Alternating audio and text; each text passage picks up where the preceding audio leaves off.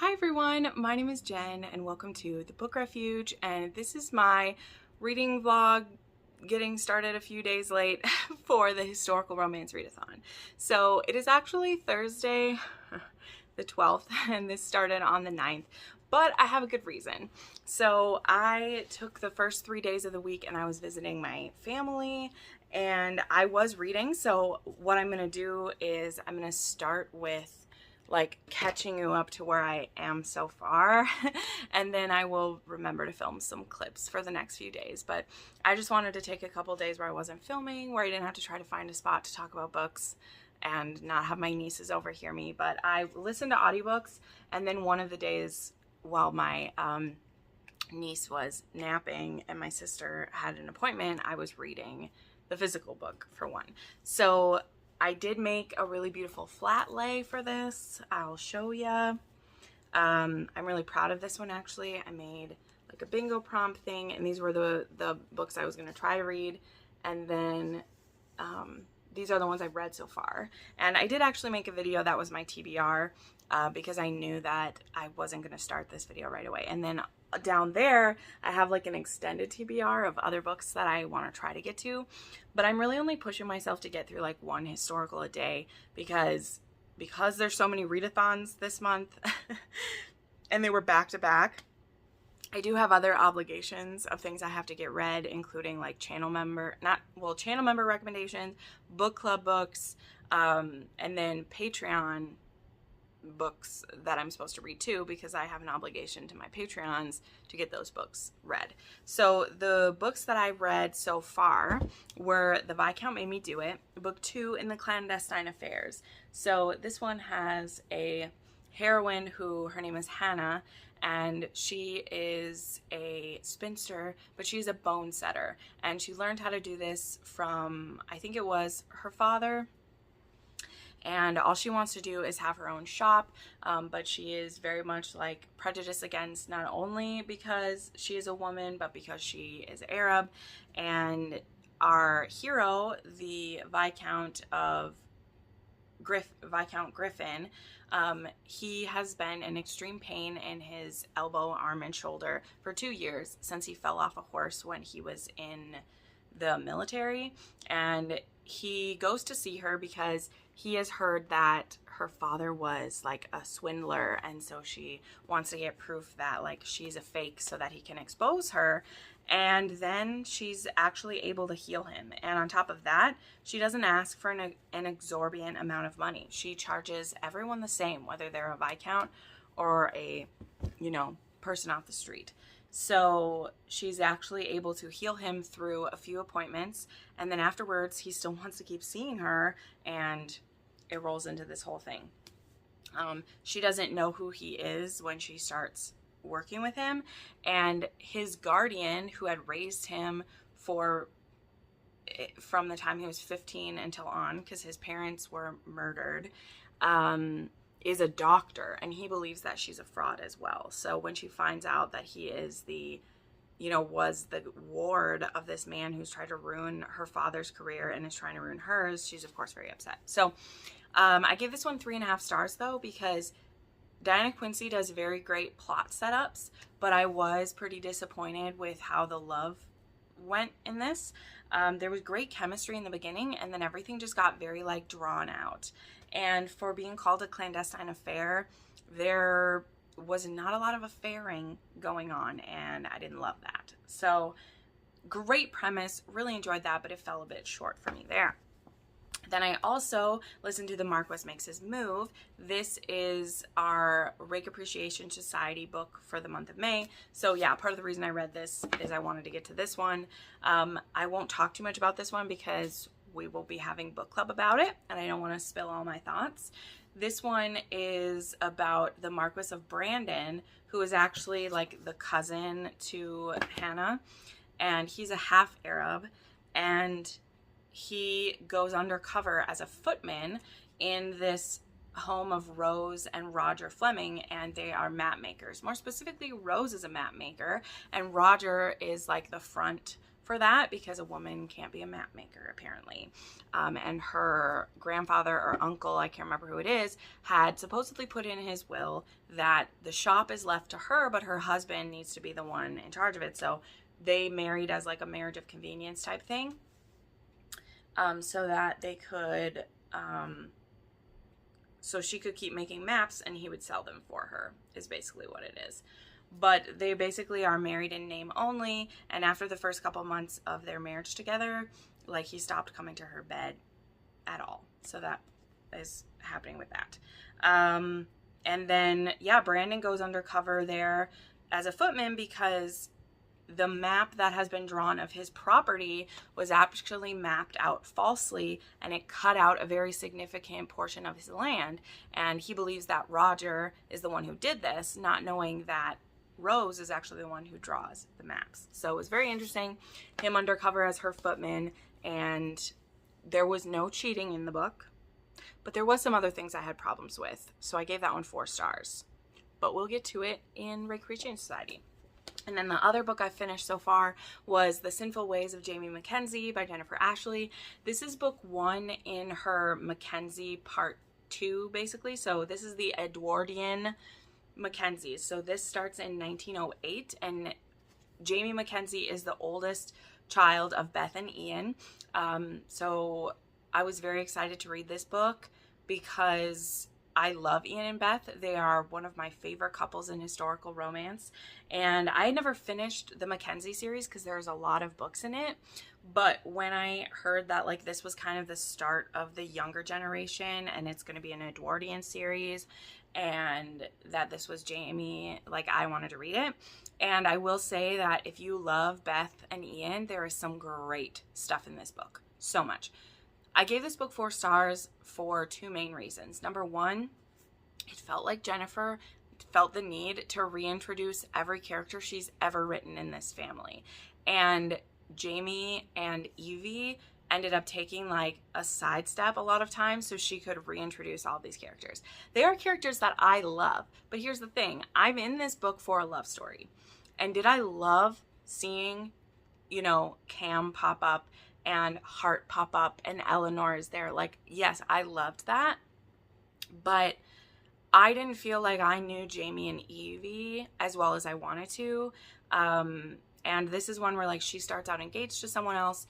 They knew each other briefly back in, like, their university days. She went to a women's college and he went to a men's, and they, like, had seen each other a couple of times, and he actually kissed her at one time when they were young, and now they're seeing each other all these years later, and she's engaged to someone, and he's like, I think that I want her. And Ian, his father, encourages him that if he really thinks she's the one for him, then he needs to make a move. He needs to give her something that she doesn't even know that she needs. And Ian explains that, like, that's what he did for Beth. He found out what she needed, and he found a way to give it to her, because all he wants is for her to be happy, because she's the greatest thing that ever happened to him. She's his gift. And as usual, Ian is so swoony in this book. But, like, here's the thing. Ian shouldn't have been the one I was swooning over. I should have been swooning over Jamie.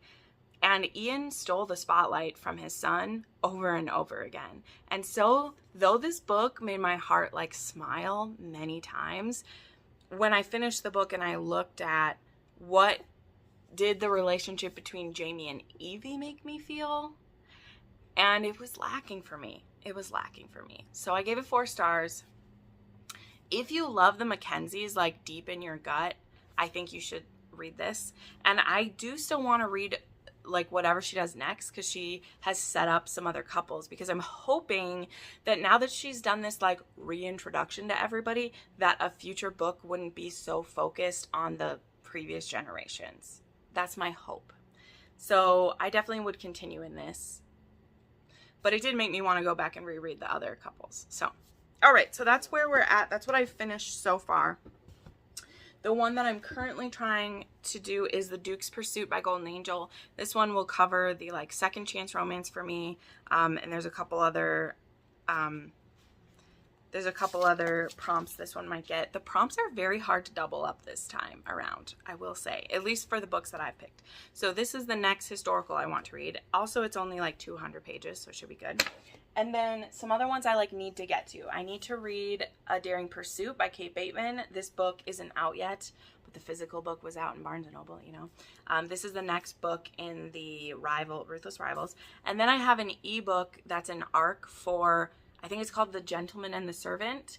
And this is a Carina Press historical. This is a gay historical romance that comes out on the 17th.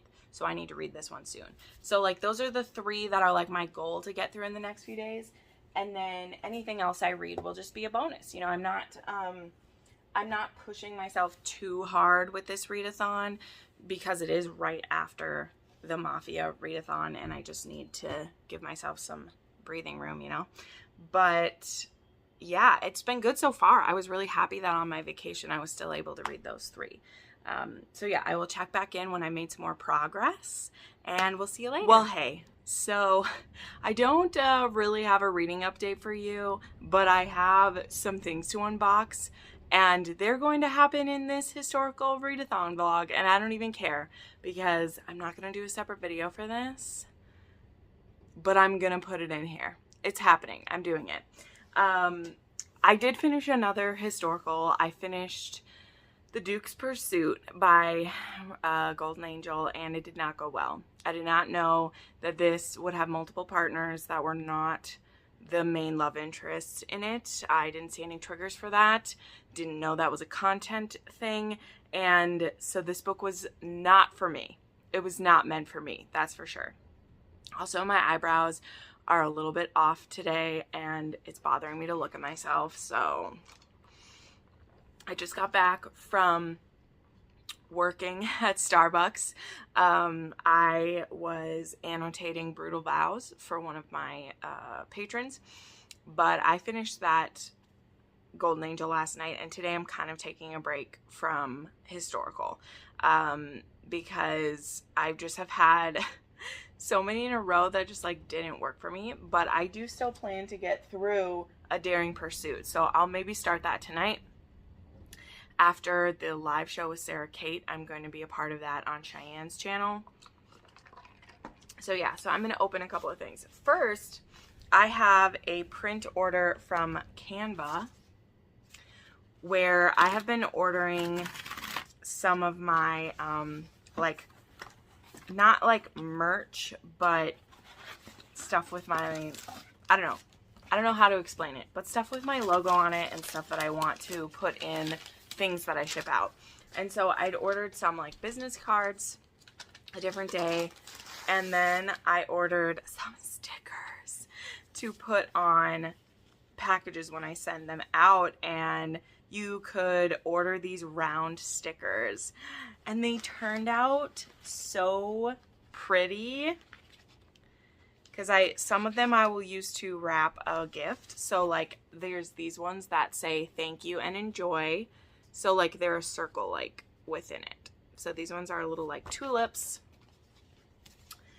And then I ordered these cute ones to put in some that they say book bestie on them. So cute. These I just made. I actually made these on my Adobe Express and then uploaded them to Canva. And then I made some with my new like logo design. They're so cute. So yeah, these are excellent. I love them. So those are completely self-indulgent, but I don't care. I love them. Then what I really have to unbox is Renegade Romance. So if you haven't got your package yet, if you've ordered it, you know, skip ahead into this. But Renegade Romance is done by April, who she also works with like Mystic Box and Bell Book Box. And she started a monster fucking box, okay? And so I joined the Kickstarter. I was literally the third person to join the Kickstarter. And I have signed up for a whole year's subscription of this. It's going to be a bi-monthly box. But this first one got held up because there were some issues with the vendors that she used. And like, it happens. It's fine. But this first box is a Tiffany Roberts. And I'm so excited. So I'm going to open it. So I won't look at what's in it. I know pretty much everything that's in it because we've had updates, but it's Renegade Romance. I hate crinkle paper. Renegade Romance. Ooh, look at it. These are the stickers.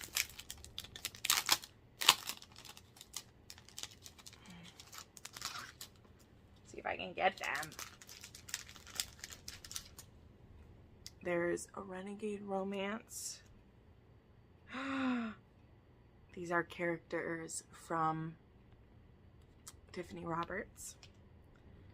It's a pretty little monster hand. And oh, look at Katana and Ivy. It's a little cartoon. It's so cute. They're so cute. Oh, okay. That is a spicy print. I will hide the naughty bits. Look at this beautiful print. Ah!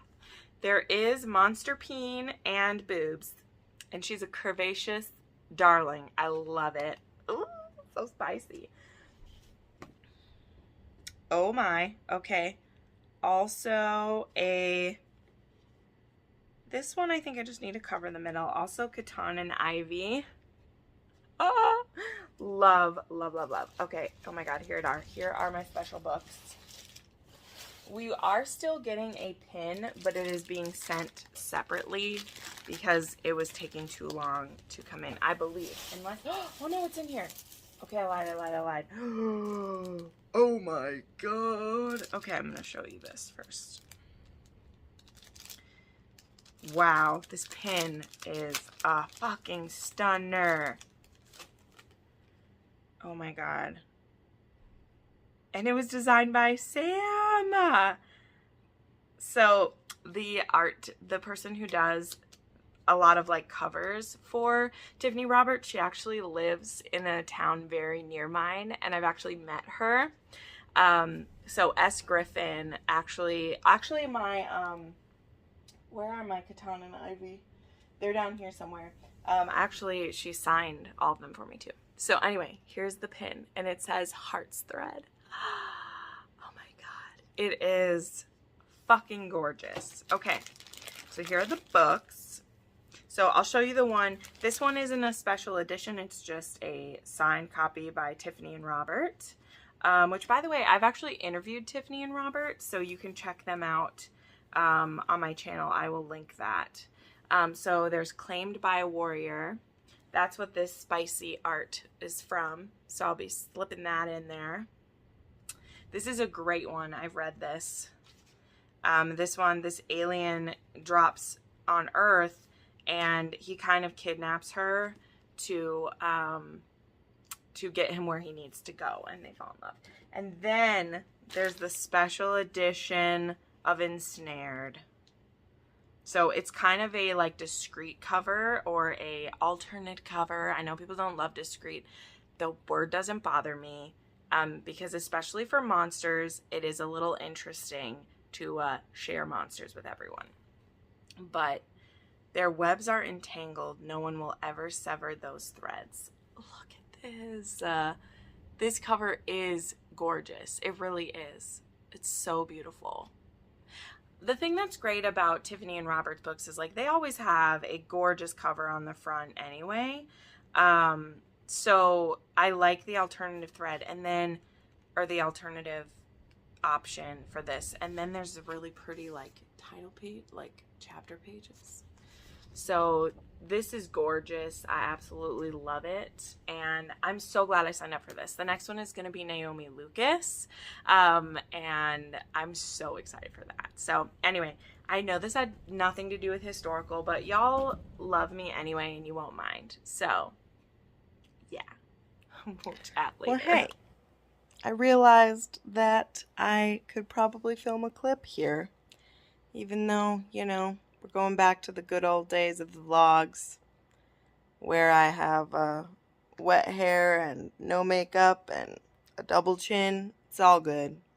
It's all good. I had a great Saturday today. It was wonderful. I got up, got my filming done, editing, uploading, and then I went and hung out with my friends and we went downtown and we went to some shops we haven't been to in a while. Ooh, I found a new necklace, which is super cute. I'll be wearing it tomorrow. It will probably be in the next clip. I love finding jewelry at little shops. And the book I read during the day today was not a historical. It was a audio arc, like an advanced listening copy, I think is what they're called. ALCs, I don't know. For Lydia Michaels. And then I wanted to get through A Daring Pursuit. It's going to be my last read for the historical readathon. I still feel good about it. Like, this will be 5 books in 7 days that were historicals. And that's pretty good, especially because I hadn't read any historicals in quite a bit. Ooh. Sorry, it's the yawning time of night. I can't help it.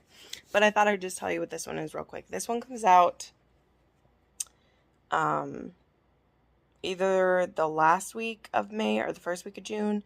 But as it happens with historicals, this was already in Barnes & Noble. So I grabbed it because I just felt like reading it physically.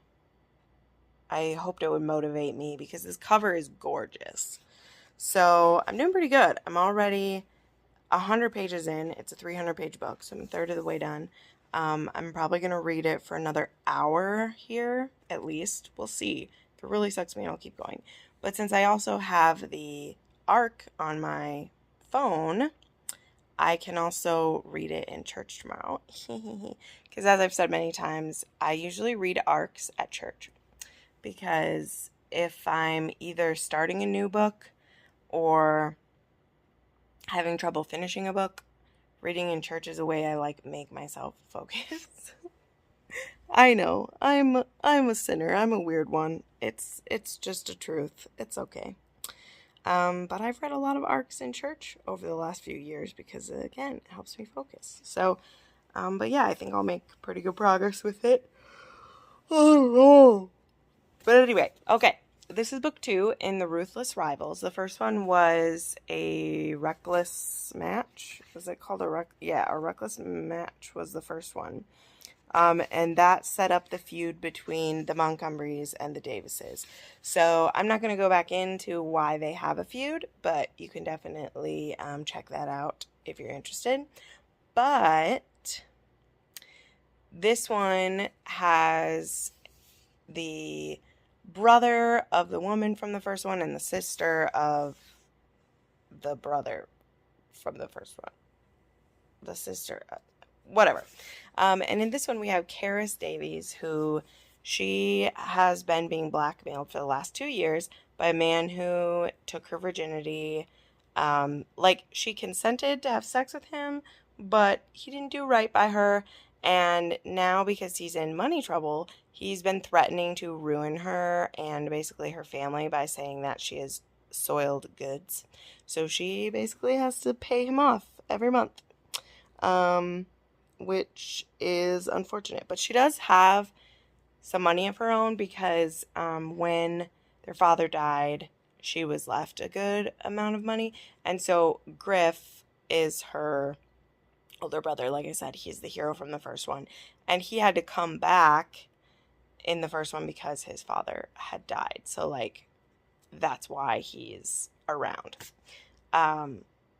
or that's why Griff was back. And then Karis was left some money outright to her when her dad died. So she does have money, but she's slowly paying it to this man who ruined her. Then we have Tristan Montgomery, who was a soldier, and now he is an architect. And Karis has actually always had a thing for him, but because he was, an enemy, a family rival, there was never anything that happened. And while he was away in the war was when all of this happened with the guy. So for the last 2 years, she's basically, this kind of doesn't make sense to me, but she's been acting as this super scandalous woman to kind of scare away suitors by being overly sexual in her dress and flirtations, because she feels like she'll be seen as vulgar and then not a good match. But it's kind of interesting. Like, that's kind of an interesting setup just because, like, the man who's blackmailing her is blackmailing with, like, ruining her, but yet she dresses and acts like she does. I don't know, whatever. It's okay. It's charming anyway. But Tristan, the, like, kind of inciting, like, incident for this story is that she's supposed to meet her blackmailer, like, in his carriage after a ball, and she's going to give him his payment. But the dude loses his carriage in a card game to Tristan. So Tristan gets into the carriage, and Karis is in there. So this man who had blackmailed her, he's actually married now. Because, yeah, he slept with her, took her virginity, and then married someone else a couple months later. So Tristan thinks that she's having an affair. And he's not really, like, he's not cruel to her. But he is like, why are you sleeping with a married man? Like, you could have a better time with me if you wanted to. And she's like, having liked him for so long, or thought he was attractive anyway, she's just kind of stunned when he, like, admits that he's attracted to her. And she doesn't know how to feel about that.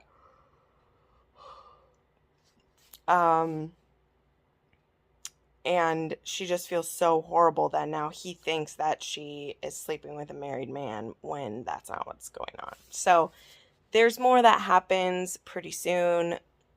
This is supposed to be a, like, clandestine affair between the two of them. Like, they're going to have, like, a week-long, like, sexcapades, I guess. That's what I'm being promised. We'll see if it's what happens. I told my friend Tiffany from Tiff Talks Pages that they're promising me a sexy book. We'll see if it gets followed through with, because a lot of times in historicals when they promise me a sex deal, we don't actually get a lot of it. So we'll see what happens. The last book in this series, I was very, like, disappointed because the whole book basically took place in, like, one day. And so there was only so much sexiness that could happen when the whole book takes place in, like, a day. You know what I mean? So I'm expecting better from this one. And also, I love this cover. I freaking adore it. I am so proud of St. Martin's Paperback that they're keeping beautiful covers on their books. Like, this is really great. It is still, like, very realized with people, but this is still gorgeous. So, anyway, that's it. I will be back tomorrow to wrap it up. Hopefully, we'll have finished this by then. I mean, I will finish it, but we'll wrap it up then. Okay, I need to stop yawning. But good night. Well, hi. It is Sunday, the last day of the Readathon, and I'm here to wrap it up. Let's wrap it up. Real quick, I'm going to go over the books that I read and then tell you what I ended with. So here was my beautiful board that I made for myself. I did end up with a bingo, but I didn't do a blackout this time, and that's okay. I need to let myself be okay with that because I still read 5 books, and I'm happy with that. I'm happy that I got through 5 books, as well as the other things that I needed to read for this. So I read The Viscount Made Me Do It by Diana Quincy. That was a 3.5 star for me. I read The Sinful Ways of Jamie Mckenzie by Jennifer Ashley. That was also a 3.5 star for me. The Marquis Makes His Move by Diana Quincy. That was a 4-star read for me, and I will have more to share about that at Rake Appreciation Society this week. The Duke's Pursuit by Golden Angel, that was a 2.5 star for me. Did not work for Jenn so well. And then the book that I finished just a little bit ago, so happy, A Daring Pursuit, which I know I talked about in my last clip. Oh, I also mentioned you were going to see my necklace today. There it is. Isn't it cute? 2 little hearts. It's very me. Anyway, this book was 5 stars for me, and I'm so happy. And I know part of the reason why this is a 5-star is that I had a lot of just either okay or like bad books this week. And not even just the books that were in the historical romance readathon. I've been having quite a few duds in a row, Like, really the only thing I really, really, really loved was a reread that I did. So this was just a breath of fresh air. Like, the tagline for this book is "Sleeping with the enemy has never been so much fun." And this book was fucking fun, guys. It was fun. And now the first book in this trilogy, A Reckless Match, it was a very fun book as well. That one just didn't have like enough to the romance for me. It very much had like a kind of a mysterious type of plot that was happening, whereas this one is literally a like sex deal. And I'm pretty sure I went into a pretty good explanation in the last clip. So what I'll say, why this book was a 5-star for me. Number one, it did stay very sexy. It was still only like a 3 on my spice scale, but a lot of historicals are between a 1.5 and like a 2.5 for me. This one had multiple like leading up to sex scenes. So we had 2 or 3, you know, of like some him going down on her a few times, and then we had multiple scenes where they got to be together, and it wasn't all rushed together right at the end. And what I loved is that there is some internal conflict because they were raised as enemies, as rivals to each other. But what's cool about this couple is that they both have been kind of mutually pining for each other, and they have let that really, you know, bleed into the rivalry and let it be this, you know, drama between them. But they really do have a lot of affection for the other, and they very much respect the other person quite a bit before they allow themselves to be goaded into this like sex deal that they're going to have for a week, which is really kind of a like teach me situation where Tristan tells her, you know, because she's like, I'm just gonna marry someone for convenience, and I'm not gonna worry about if I have a lover or if I'm sleeping with my husband. I'm just going to do it. And he's like, you're really gonna give up sex for the rest of your life? Like, was it that bad, your experience? And she's like, yeah, it wasn't that great. And he's like, well, you're missing out because sex is like the best thing ever. And she is like, prove it. So then they start their sex deal to let him seduce her to the best of his ability for 1 week. And their chemistry is fantastic. Kate Bateman did a wonderful job with the sexual tension between them. Like, their banter, their back and forth is just rife with it. And then it has a great payoff. And my favorite thing, and why this book just so works for me, is there is that internal conflict, but both of them are realizing very quickly that they would like to be with the other person.